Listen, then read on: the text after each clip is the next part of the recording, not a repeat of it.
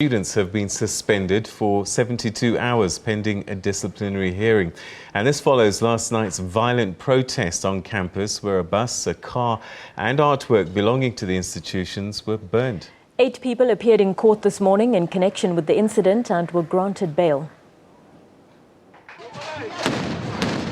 Tensions yet again boiling over at UCT. Police were called in to calm the situation. Violence erupted after they clashed with students who didn't want them to demolish a shack erected on campus. Stun grenades and rubber bullets were used to disperse them.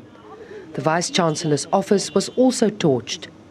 Rhodes Must Fall campaigners claim the university favours white students when giving accommodation. But UCT denies this, saying 75% of all students in residences are black. The institution has obtained an interdict to prevent violent protests. We hope that students will recognise that that is not an acceptable form of protest, that and that they will not align themselves with this, and they will recognise that they put their futures at risk. Certainly they risk expulsion if they participate in such criminal protests. A more silent protest followed as a group of students lay at the entrance to the administration building. They refused to speak to the media, but elsewhere on campus there were mixed views.